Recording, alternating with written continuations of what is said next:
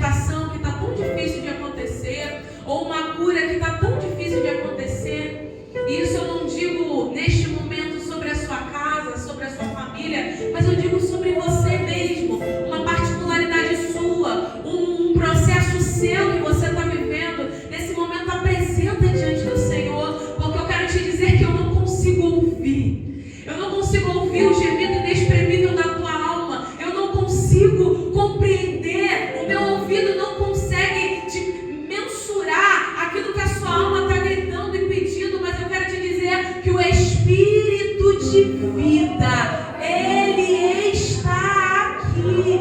O Espírito Santo, o Espírito de Deus, Ele está aqui. E Ele entra no mais profundo da sua alma. E agora Ele consegue entender até mesmo aquilo que você não consegue explicar. Ele consegue entender até mesmo os seus sentimentos mais empolados, a angústia mais empolada que há dentro de você. Ele não só sonda, mas Ele entende. E mais do que entender, Ele libera renovação, cura, renovo para a tua alma nessa noite. Espírito Santo, nós te convidamos, vem sobre este lugar. Envolva-nos, Senhor, com a tua presença. Nós somos totalmente dependentes de ti. O nosso corpo é limitado, a nossa estrutura é limitada, mas o Senhor não é um Deus limitado. O Senhor é um Deus grande e poderoso, e é a ti que nós clamamos. É sobre a tua presença que clamamos e te pedimos. Envolva-nos com a tua glória. Envolva-nos com a tua presença.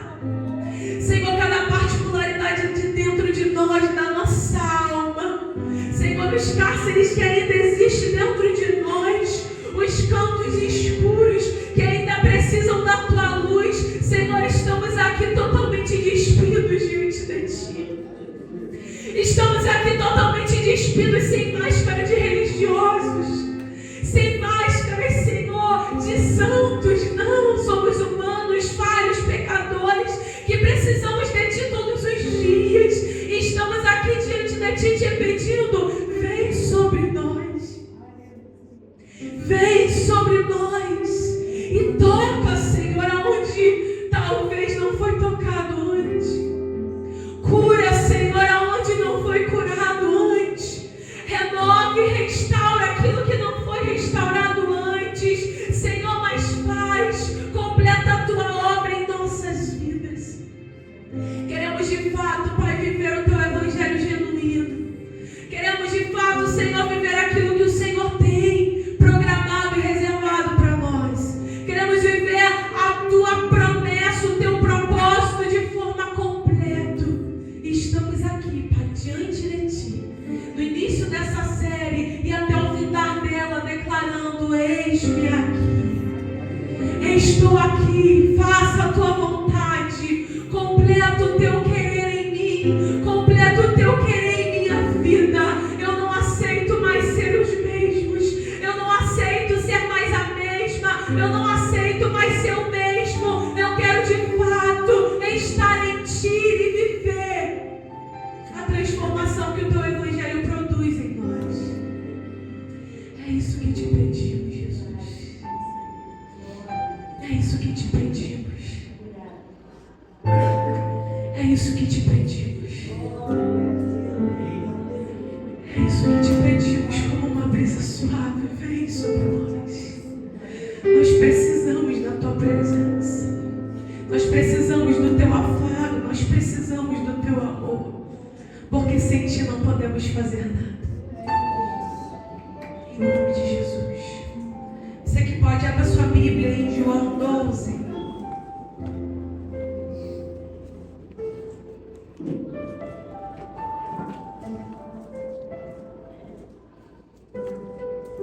João 12.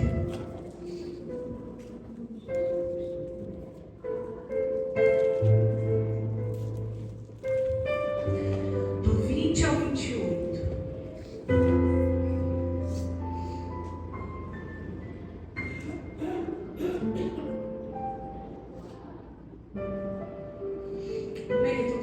se encontraram? A minha versão acredito que seja um pouquinho diferente dessa. Vamos lá. Ora, entre os que subiram para adorar durante a festa, havia alguns gregos. Estes, pois, se dirigiram a Filipe, que era de Betsaida da Galileia, e lhe rogaram: Senhor, queremos ver Jesus. Filipe foi dizê-lo a André, e André e Filipe o comunicaram a Jesus. Respondeu-lhe Jesus: é chegada a hora de ser glorificado o Filho do Homem. Em verdade vos digo, se o grão de trigo caindo na terra não morrer, fica ele só. Mas se morrer, produz muito fruto. Quem ama a sua vida, perde-a. Mas aquele que odeia a sua vida neste mundo, preservá-la para a vida eterna. Se alguém me serve, siga-me, e onde eu estou, ali também estará o meu servo. E se alguém me servir, o Pai o honrará. Agora está angustiada a minha alma. E que direi eu? Pai, salva-me desta hora? Mas precisamente com este propósito vim para esta hora. Pai, glorifica o teu nome. Então veio uma voz do céu: eu já o glorifiquei e ainda glorificarei. Você pode dizer amém? Amém. Quando nós olhamos para essa passagem, o Senhor esses dias ministrou no meu coração. Eu até coloquei no status sobre isso. E quando a gente se depara com Jesus falando, usando essa analogia, falando sobre o grão de trigo, que se o grão de trigo ele não morre, ele fica só e ele não produz fruto. O Senhor falou no meu coração a respeito do tema desse mês, né, que vai ser de dentro para fora, a respeito da semente. E o Senhor ministrou de fato sobre isso, sobre essa analogia, José, da semente. E aí também aquela conversa que a gente teve com o pastor pregar, mas daqui a pouco ele pregou sobre isso, então já era. E eu quero ministrar algo no seu coração, amém? Amém. O propósito de Deus para o grão de trigo é que ele se torne, pastor Vinícius, várias espigas. Se ele for só uma semente, aquela semente não vai servir de nada, ela vai secar. Mas se aquela semente ela for plantada em uma boa terra, repita comigo, boa terra. Boa terra. Em uma boa terra, ela vai crescer, ela vai germinar. E eu quero trazer para nós um ensinamento que o Senhor ministrou no meu coração, referente ao processo de germinação da semente. E quando a gente se depara com esse versículo, nós olhamos e vemos que no decorrer desse versículo, no diálogo de Jesus com os seus discípulos, ele chega e ele usa essa analogia, trazendo que para frutificar precisa morrer, trazendo de fato o que iria acontecer com ele. E quando a gente se depara com toda a trajetória terrena de Jesus, a gente vê em vários versículos, como em Lucas 9, Jesus dizendo: se alguém quiser acompanhar-me, negue a si mesmo. Em algumas versões diz: toma diariamente a sua cruz e siga-me. Quando a gente olha e vê Jesus falando negue a si mesmo, o que é negar a si mesmo? É dizer não para você todos os dias. Isso é negar a si mesmo. Quando a gente olha o apóstolo Paulo falando que eu já fui crucificado com Cristo em algumas de suas cartas, agora não vivo mais eu, mas Cristo vive em mim. Quando a gente olha para o evangelho genuíno, nós nos deparamos com uma realidade de mudança. Nós nos deparamos com uma realidade de transformação. Nós nos deparamos de fato com essa analogia que Cristo usa sobre ter que morrer para viver. Não existe outro evangelho, um evangelho que muitas das vezes nos dá a oportunidade de querer mudar ou viver uma transformação até onde me convém. Isso não é o evangelho de Cristo. O evangelho de Cristo é morrer para viver.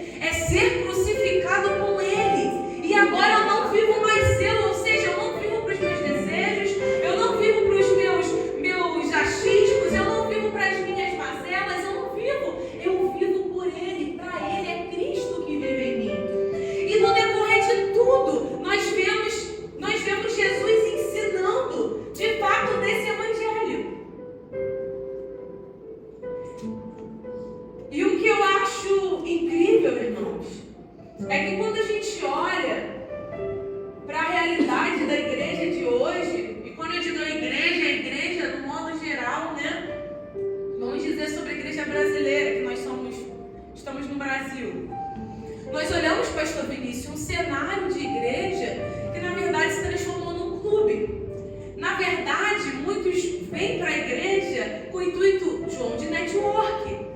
Cara, às vezes eu fico me deparando no Instagram com umas realidades, eu fico assim, cara, eles estão indo para a igreja para fazer network. E é uma verdade. Indo para a igreja para criar relacionamentos, indo para a igreja para poder conseguir entrar em conversas que talvez numa sala de reunião não conseguiriam. E estão vivendo essa realidade. Vivem até um determinado momento e são transformados de fato até aonde lhes convém. Mas esse não é o Evangelho de Cristo. E quando nós falamos sobre viver essa transformação, essa libertação, essa cura de dentro para fora, não tem como viver essa transformação se você não estiver disposto a se submeter, a morrer para viver. Não tem como. É uma transformação superficial, é uma transformação momentânea, é uma transformação que, quando o piscar de olhos, pronto, está igual. E uma coisa que eu aprendi com meu marido, meu pastor, é que desconfie de pessoas que falam que mudou rápido. Por quê? Porque a mudança é um processo. A mudança, ela é gradativa. A mudança é um dia após o outro. E aí quando chega aquela pessoa, aquele irmãozinho, aquela irmãzinha e fala, olha, eu mudei, e Deus me libertou, Deus me transformou, e tal. Na primeira oportunidade fofoca, na primeira oportunidade falar mal de alguém, na primeira oportunidade solta um palavrão, na primeira oportunidade. Por quê? Porque não existe essa mudança num piscar de mágica. E muitas pessoas que arrotam isso é mentira, não vive essa transformação. E é uma transformação que passa rápido, e quando vem não consegue sustentar. E por não conseguir sustentar, se frustra e volta a estaca zero. Mas o Senhor, Ele quer nos fazer filhos maduros, amém? É um tema do nosso ano. E mais do que isso, entender que a transformação que o Senhor quer que nós venhamos viver, ela vai ser gradativa. Ela vai ser um passo de cada vez, mas nós precisamos nos permitir viver essa transformação. Quando a gente olha para a analogia da semente, e é sobre isso que eu quero falar nessa noite, o primeiro passo, o primeiro tópico que eu quero trazer para nós é a respeito do que acontece na semente. Eu ia trazer a semente, eu comi hoje uma manga, aí eu ia trazer a semente da manga, né? Gente, mas foi tão difícil limpar a semente da manga, que eu nem sei, tem como limpar a semente da manga, que eu desisti. Mas eu ia trazer uma semente, né, para ser visual. Como eu falei no início, uma semente sozinha, na nossa mão, ou em qualquer lugar aleatório, ela é só uma semente. Mas o primeiro ponto que a gente aprende com o processo de germinação é que a semente, ela é plantada, ela é colocada em uma terra. E aparentemente, olhando do externo, quando você coloca uma semente dentro de uma terra, o que você acha? Está afundando, está matando ela. Ontem a gente estava no velório, né, da vozinha do Jonathan, e eu estava falando com a Érica que eu tenho uma coisa muito forte, pastor Vinícius, no dia do velório da minha tia Selma. No dia que a terra, quando eles colocaram no caixão, lá debaixo, né, da cova, e começaram a jogar com a pá a terra. Irmãos, eu fiquei, sei lá, não posso mensurar, mas eu acho que eu fiquei meses com o som da terra batendo no caixão. Sabe aquele som? Da terra. Daquela sensação de fato estar enterrando para matar. Ela estava morta. Mas na minha mente era tipo assim, cara, pronto, acabou. Não tem mais jeito. Está enterrando porque não tem mais jeito. E aquela terra, por muitos meses, aquele barulho daquela terra simbolizava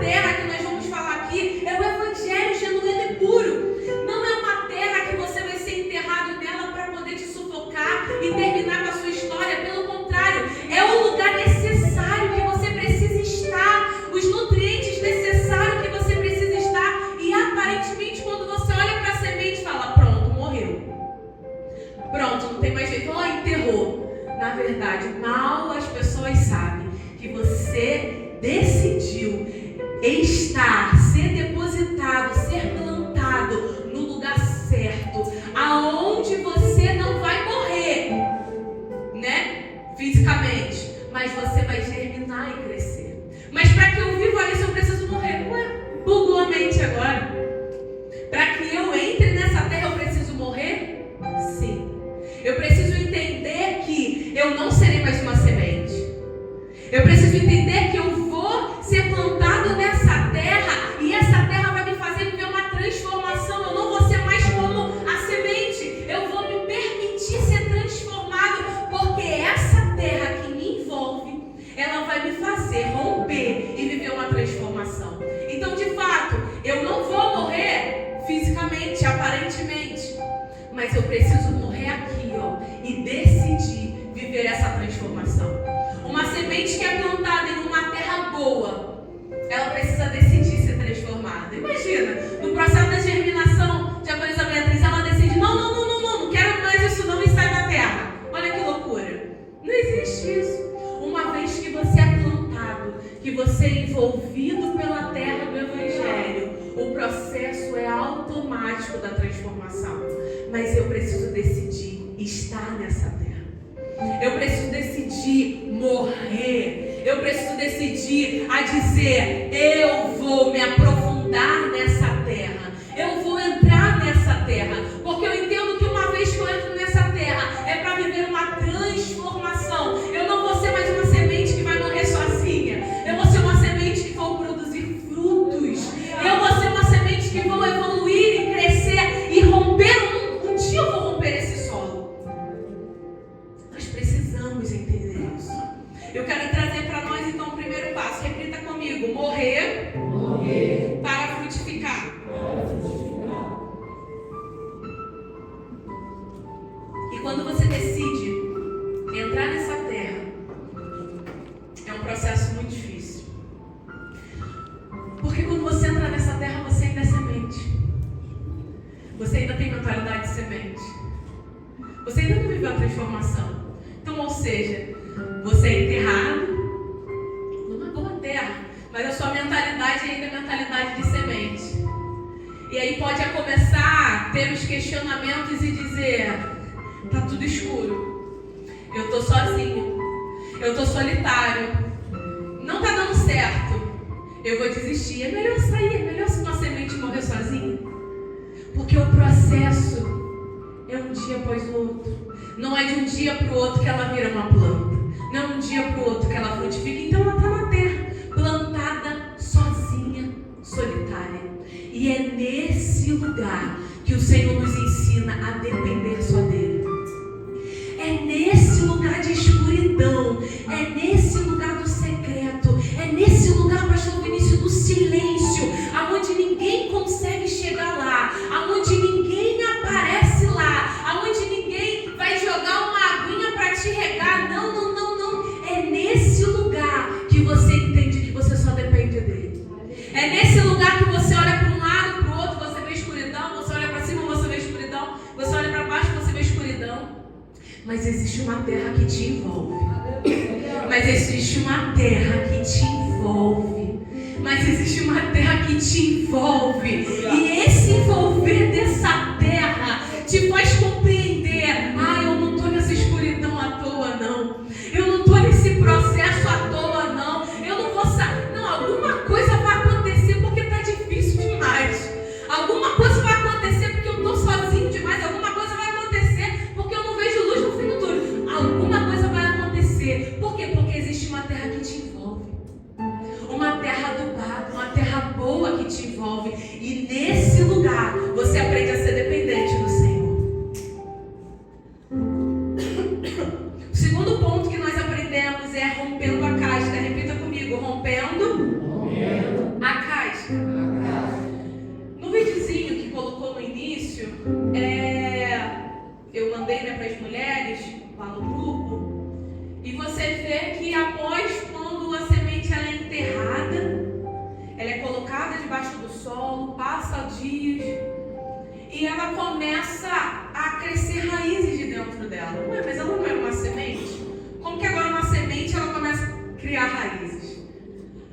A semente, ela ela entende que aquele ambiente é um ambiente favorável para ela se fixar nele. Ela entende que aquele ambiente, ela não está ali porque ela só vai ser uma semente que vai morrer enterrada, mas que ela vai evoluir, que ela vai crescer. Então, vamos fazer, né? Vamos conjecturar. A semente, ela chega e fala assim: não, eu preciso me firmar nessa terra. Essa terra é boa. Eu já fui envolvida por essa terra. Eu preciso me firmar nessa terra. Eu preciso ter raízes nessa terra. Então, o que ela começa a fazer, a semente? Ela começa a se desconstruir.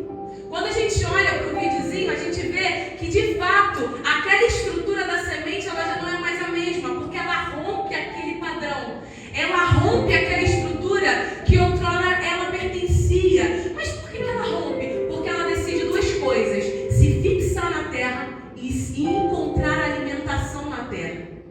Então, a primeira raiz que sai de dentro daquela semente é para poder se fixar. E quando a gente vê grandes árvores e a gente tenta quebrar grandes árvores, muitas árvores, o que acontece? Vem pedras, né, pastora Luzia? Junto com a árvore. Quando você puxa uma planta que está firme, quando você vê, vem várias coisas. Por quê? Porque a raiz foi tão profunda, encontrando fixação em algo, em uma rocha, em algo que estava na profundeza, para que de fato ela não pudesse entender que ela ia crescer a um ponto e ela precisava estar firme ali. E a raiz é tão profunda que nada tira ela dali. E outra raiz que ela cria de dentro dela é a raiz para se alimentar. Quando nós vemos, né? Nossa, aquela planta continua florescendo, aquela planta continua frutificando. Por quê? Porque na verdade ela colocou raízes tão profundas, como por exemplo, quando o salmista Davi fala que o justo florescerá como a palmeira. E quando a gente olha e vê a palmeira ela não precisa de algo externo para florescer. A palmeira não precisa de um tempo favorável para florescer. Por quê? Porque ela tem uma raiz tão profunda que a raiz dela chega lá no lençol freático e ela se alimenta com os nutrientes que estão lá no fundo do lençol freático. Ou seja, quando ela decide romper um padrão, quando a semente decide romper uma estrutura para encontrar fixação na terra e encontrar alimento na terra, ela permanece na terra, para que ela possa ir para o próximo nível, para que ela possa evoluir, para que ela possa crescer, para que ela possa viver de fato o propósito do Senhor para a vida dela. A semente somos nós. E muitas das vezes nós até rompemos a estrutura que um dia foi colocada de semente em nós. Mas nós não nos fixamos da forma que deveríamos. Mas nós não nos aprofundamos em encontrar alimento no secreto e no profundo como deveríamos. Eu estava falando com o Senhor esses dias e chorando pra caramba, porque eu estou bem emotiva. Mas Jesus entende, né? Jesus entende. Deus sabe que não é um choro de falsidade, não. Ele deve olhar e falar assim: meu Deus, ela está tão chorando porque ela está grávida. Mas é de verdade esse choro dela. Eu estava chorando muito porque, irmãos, é tão fácil a gente se distrair, né? Só eu, gente. Só eu. Eu estou sozinha aqui, gente. É tão fácil a gente se distrair, pastora Luzia. É tão fácil a gente, pastor Vinícius, se perder e encontrar essa profundidade no Senhor. É tão fácil a gente encontrar outras prioridades, Vários. É tão fácil a gente se perder nesse mecanismo de entender que eu preciso aprofundar as minhas raízes. Eu preciso me firmar na terra do Evangelho. Eu preciso me alimentar de algo que só o mais profundo vai ter para me dar, que é o Senhor. Mas nesse processo de ir para se alimentar, de se fixar, a gente vive tantas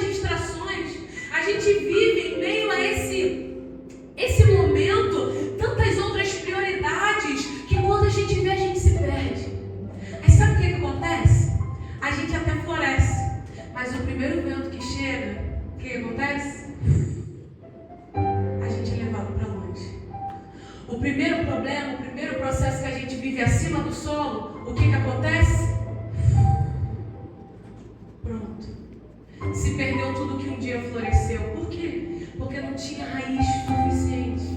Não estava fixado o suficiente. Ah, mas a planta foi... O sol forte veio e matou ela. Por quê? Porque ela não encontrou raiz suficiente lá no profundo. Ela não buscou alimento lá no profundo. Por quê? Porque se distraiu no meio do caminho e fez com que a raiz não crescesse da forma que deveria crescer. E a gente olha para a nossa geração, a gente olha para a nossa vida, o tanto que a gente é perdido, o tanto de altos e baixos que nós vivemos pelo simples fato de não fixar a nossa raiz da forma que deveria ser fixada na terra. De não aprofundar a nossa raiz em intimidade, em busca, em oração, da forma que deveríamos. E aí dependemos, pastor Vinícius, de alimentos externos para nos manter de pé. Sendo que no Senhor nós temos tudo o que precisamos, irmãos. No Senhor nós temos todos os nutrientes que precisamos. No Senhor nós temos tudo o que precisamos para frutificar. É nele que nós encontramos os nutrientes necessários. É nele que nós encontramos a água da vida. É nele, e sem ele nada podemos fazer. E aí nos iludimos achando que está alguma coisa acontecendo, rompemos acima do solo, mas é tudo ilusão. Porque o primeiro vento, a primeira tempestade, a primeira luta, tudo vai se perder porque não tem raiz suficiente para aguentar. E nós precisamos entender que mais do que focar no externo, focar em sair daquela escuridão, sabe aquele desespero que a gente vive, né? Tipo assim, meu Deus, eu quero sair desse processo que eu não aguento mais do que você focar em querer sair desse processo, viva, entenda esse processo de escuridão para você mergulhar quanto você puder mais as suas raízes nele. Sabe por quê? Porque quando o nível passa, não quer dizer que você não pode aprofundar suas raízes, mas quer dizer que você vai precisar de ter as suas raízes aprofundadas para sobreviver. Porque se você talvez não vai ter tempo, não vai conseguir, vai ter outras situações para poder resolver, e o tempo que você teve no secreto, preparadinho só para você viver aquilo, se fixar, se alimentar, você não usou da forma que deveria. E o tempo passa, o dia passa, e a gente perde as oportunidades que o Senhor nos dá. Mas que possamos, em nome de Jesus, agarrar todas as oportunidades. Que possamos, em nome de Jesus, tirar as distrações das nossas vidas. Se a sua distração é celular, irmãos, arranca o celular. Se a sua distração é amizades, arranca amizades. Se a sua distração é jogo, arranca o jogo. Olhou para Jonathan, Paulinho, por quê? Se a sua distração é algo, arranca. Mas não deixe que nada te roube desse lugar. Mas não deixe que nada te roube dessa profundidade, dessa busca, dessa intimidade. O Senhor quer nos levar a um nível mais profundo. O Senhor está nos chamando. Vem, aqui tem alimento. No mais profundo tem alimento. No mais profundo tem o que você precisa. Mas você precisa vir. Você precisa se fixar nesse lugar. Você precisa romper e ir para este lugar. Mas a gente bota desculpa em uma e outra coisa. A gente bota desculpa em 1 milhão de coisas. A gente vive sobrecarregado por trabalhar muito. A gente vive preocupado por muita coisa. A gente vive agoniado com muita coisa. E quando vê, a gente perde aquilo que o Senhor quer transbordar e ministrar sobre os nossos corações. E nos tornamos evangélicos superficiais.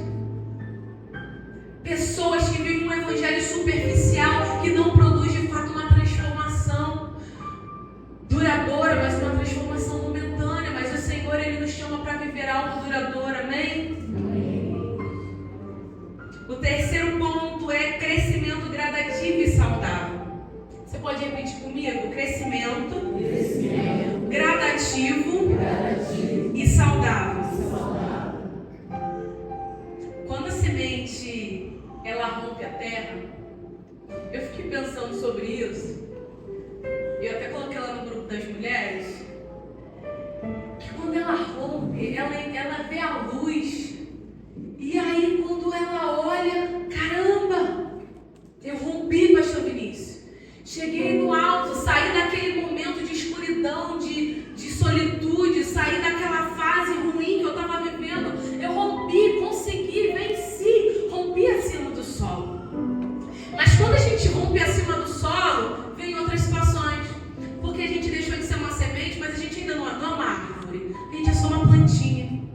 E quando a gente rompe o solo, a gente consegue ver quem já virou árvore. A gente já consegue ver quem já está em outros níveis. Porque quando a gente estava escondidinho, a gente não via nada, né? A gente estava vivendo nosso momento ali e não conseguia nem reparar em nada. Mas quando a gente rompe o solo, a gente sai daquela realidade. A gente começa a observar acima do solo. E tem um problema. A gente começa a se comparar. A gente começa a olhar para aquele que já é uma árvore frutificando e a gente está tão pequenininho que o ventinho passa, a gente se balança todo e a gente começa a olhar e falar assim: caramba, não, mas eu ainda estou assim. Meu Deus, olha aquela árvore cheia de fruta alimentando. Olha o tanto de passarinho que vive, que se abriga ali. E eu só sou uma plantinha frágil. Mas eu quero que você possa nessa noite declarar sobre a vida do teu irmão. Fala assim pro teu irmão: não menospreze o que aconteceu debaixo do sol. Aconteceu muita coisa debaixo do sol. Aconteceu muita coisa quando ninguém estava vendo.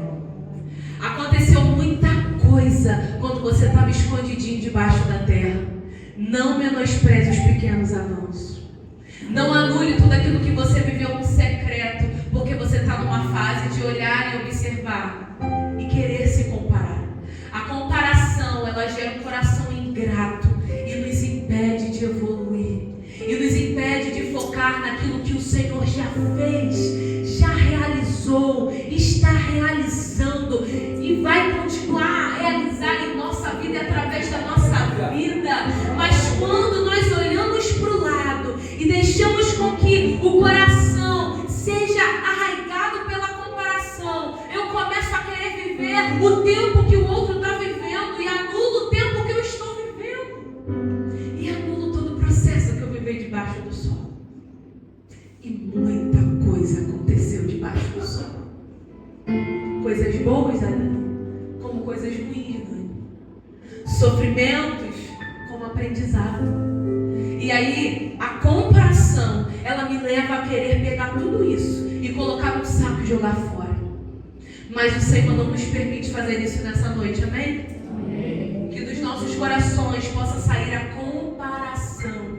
E quando nós rompermos o solo, o nosso coração possa transbordar em gratidão e dizer: mais uma fase vencida, mais uma etapa vencida, porque a transformação é um dia de cada vez. A transformação, para ela ser saudável, ela precisa ser gradativa. E quando nós continuamos lendo em Salmos 92, que o salmista também fala, né, que o justo florescerá como a palmeira, ele também fala que o justo crescerá como o cedro do Líbano. E quando nós olhamos para o cedro do Líbano, o cedro do Líbano, João, ele pode crescer até 40 metros. No entanto, quando a gente analisa como é o crescimento do cedro do Líbano, nós vemos que em 3 anos da sua vida, os primeiros 3 anos da sua vida, acima da superfície, cresce alguns centímetros, enquanto as suas raízes estão crescendo metros e metros. Ou seja, quando uns estão olhando e falando: meu Deus, 3 anos esse cedro do Líbano está em centímetros e eu estou aqui crescendo. Mal sabem que o cedro do Líbano está se sustentando e está se fixando, porque ele sabe onde ele vai chegar. Ele sabe o que Deus vai fazer com ele. Ele sabe os lugares altos que ele vai chegar. E para ele chegar nesses lugares, ele precisa estar muito firme, ter raiz firmada. E por isso ele não se importa com o crescimento alheio. Ele se importa em colocar toda a sua força em crescer para baixo, para quando o crescimento de fato chegar, ele está firme no propósito. que a gente não venha se comparar. Repita comigo. Eu não vou me comparar. Eu vou celebrar por aquilo que o Senhor já realizou.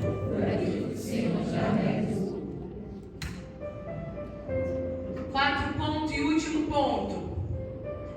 Repita comigo. Crescer para frutificar. Em João 15, do 1 ao 12, Jesus chega e fala: eu sou a videira verdadeira e o meu pai é o agricultor. Todo ramo que está em mim, que não dá fruto, o que acontece? Ele corta. E o ramo que dá fruto, o que acontece? Gente, pode falar. Gente, vocês estão falando sério? Que isso? O ramo que não dá fruto, o que acontece? E o ramo que dá fruto, o que acontece? Poda. Ou seja, Jesus está chegando e falando: eu sou a videira verdadeira e todo aquele que está em mim. Ou seja, as duas opções que Jesus vai falar aqui estão nele, estão fixadas nele, mas tem características diferentes. Uma não está dando fruto e uma está dando fruto. E o que acontece com a que não está dando fruto? A Bíblia fala que ele corta. Quando a gente lê em Marcos 11, nós vemos que Jesus está saindo de Betânia e ele tem fome. Jesus olha para uma figueira e ele chega para perto daquela figueira e ele procura naquela figueira fruto. Sendo que a Bíblia também fala que não era tempo daquela figueira frutificar. Mas simplesmente Jesus chega e amaldiçoa aquela figueira. Aí eu te pergunto, por que Jesus amaldiçoou a figueira se não era tempo dela frutificar? Porque na verdade aquela figueira, ela tinha folhas e as folhas simbolizavam que aquela figueira deveria ter frutos. Então quando Jesus está com fome, ele chega perto de uma figueira que aparentemente está produzindo frutos, e quando ele chega lá, não está dando fruto, ele fica com raiva e ele amaldiçoa ela.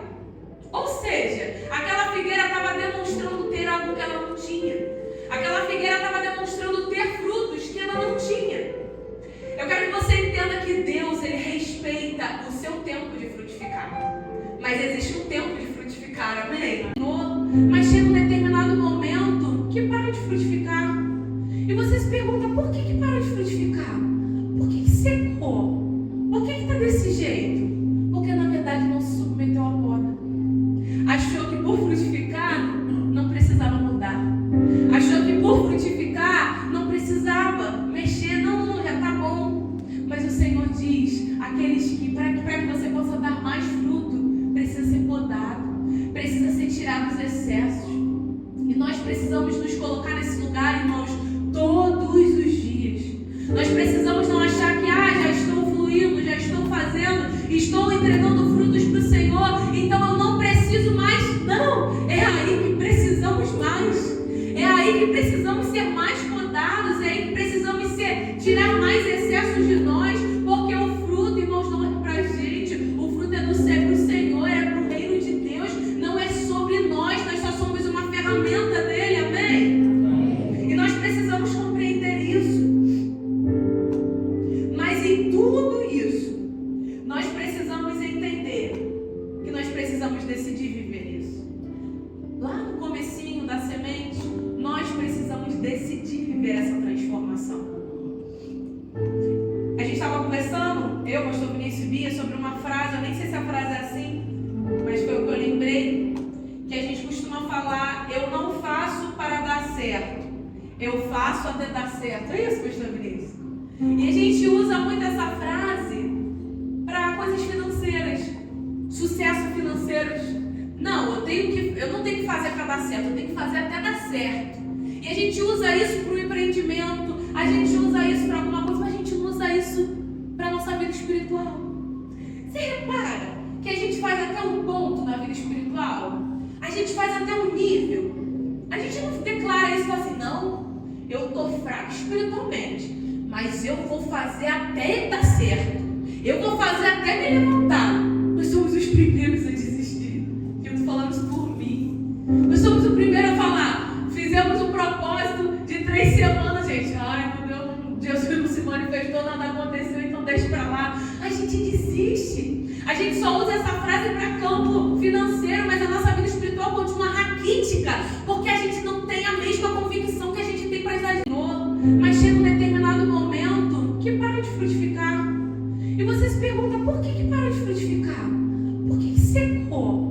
Por que está desse jeito?